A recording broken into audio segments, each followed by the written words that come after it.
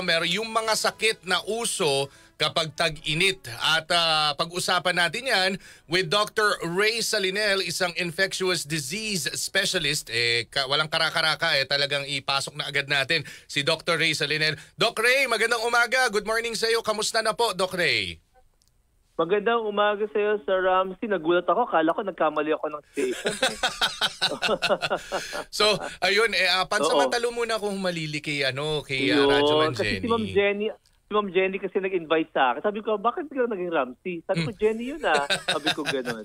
So anyway, pag-usapan nga natin yan. Ako, napakagandang topic yan tungkol sa sakit sa tag-init or yung mga summer diseases. Okay. No? Speaking of which, Doc, ano ba yung mga prevalent na mga sakit na talagang matunog kapag ganitong summer na talaga? Para lang sa pag-refresh ng memory ng ating mga tagapakinig. Well, if we're not talking about DOH program, ang ako na-encounter ko sa aking clinic, no, mga tigdas, bulutong tubig, sore eyes, mga kung ano mga tinatawag natin na mga pigsa. Yan yung mga nakikita ko sa aking pong clinic, no. Yung pangkaraniwang pagkagaitong sunburn, pagkagaitong tag-init. Pero pagka DOH po ang pinag-uusapan natin, yan po ay pwede natin i-summarize into 6 na S. 6 na S po. Number 1, nabanggit ko na kanina, sore eyes, no? Sore eyes po, very conducive po kasi mga panahon na ito sa mga ganyan po mga sore eyes po, tawag po natin. Skin diseases, andito nga papasok po yung mga pigsa, yung po mga hadhad, fungal infection, bungang araw, prickly heat, sunburn, yan po papasok. Ano pa yung isang S? Number 1, pasintabi po sa mga kumakain po dyan, yung pong acute gastroenteritis or sukatae. No? Pagka ganito pong panahon na ito, ay madali pong mapanis ang mga pagkain, madali pong masira. Okay? Kaya po marami po nagkakaroon ng problema sa tiyan, no? Nagkakaroon ng gastroenteritis. Number 4, sakmal ng aso or rabies. Ayun, okay. Okay?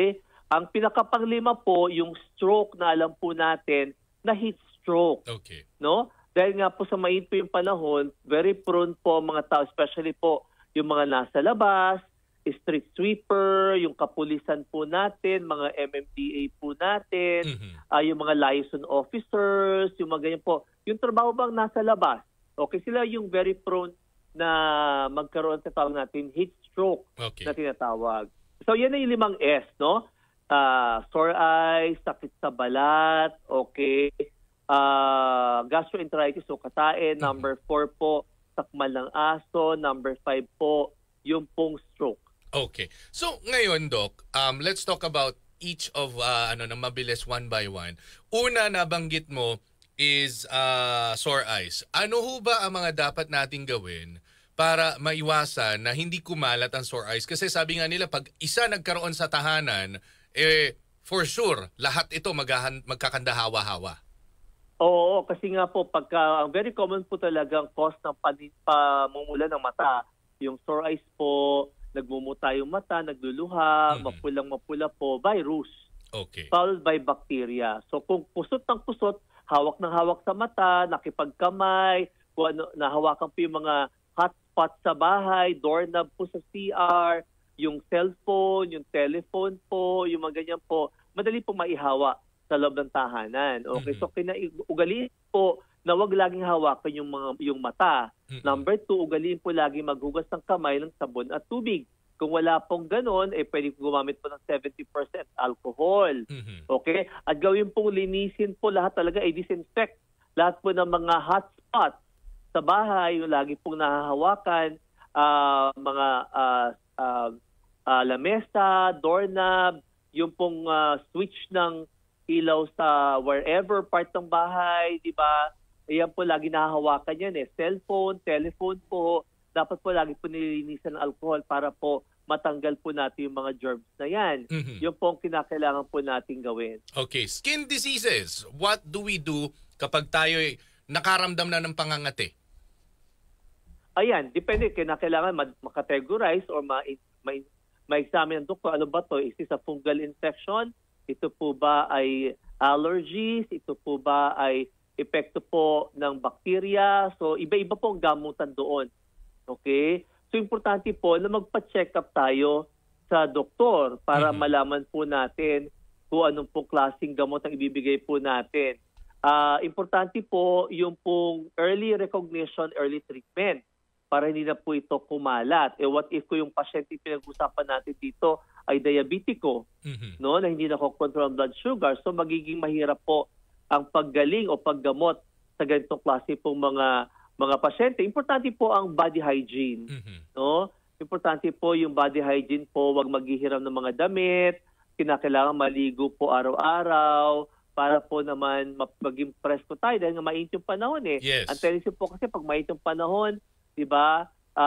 Kamot ng kamot o kaya po minsan natutuyuan ng pawis, yung mga ganung tipo. So importante ho talaga yung kalinisan. Okay. So kalinisan ay common sa lahat. Now, number 3, sukat tae.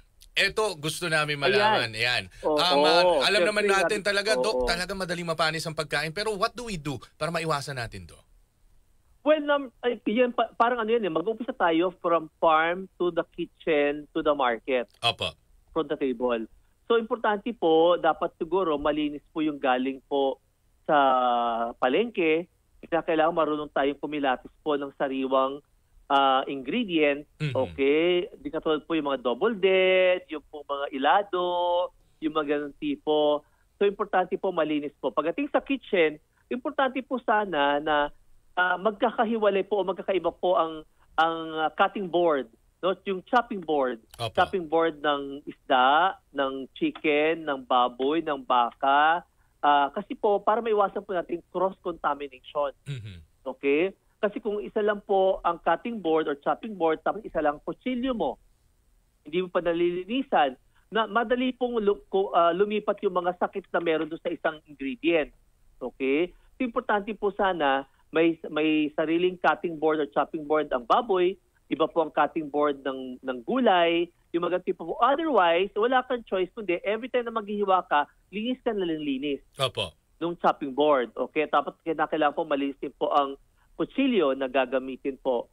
Aside from that, kinakailangan po adequately cook. Adequately cook po, iwasan po natin kumain ng mga hilaw na pagkain sa mga panahon na ito, like yung mga kilawin. Ayun. Okay? No? Masarap pa naman yun, di ba, Ramsey? Actually, lalo na pag tangigi, oh my God, nagugutom tuloy ako. Correct po. O di ba? Iwasan po lang sana yung mga half-cooked. Dapat po well-cooked, well done. Para pumamatay po yung mga mikrobyo, kumbaga. Okay. Para maiwasan po natin po itong gastroenteritis. Pagka talaga kayo po ay may kinain sa sistema po ninyo na ay tanggapin ng ating sikmura, dalawa lang po ang pwedeng mangyari sa atin. Ilalabas sa bibig, suka, ilalabas po sa behind, tae. Okay? So, iwasan po natin matuyuan tayo ng tubig kasi delikado po yan. Okay. Number 4 is sakmal ng aso. Totoo ba na nakakaapekto yung init ng panahon sa pag-uugali rin ng ating mga alagang hayop? Tama ka dyan. Malaki rin pong factors yun.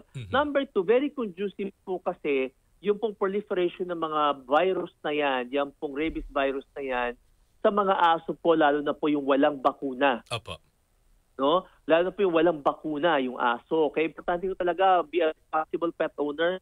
Dapat po talaga ipabakunahan natin po yung aso po natin. Huwag natin pong hayaan lumabas para po hindi makihalubilo sa mga aso walang bakuna.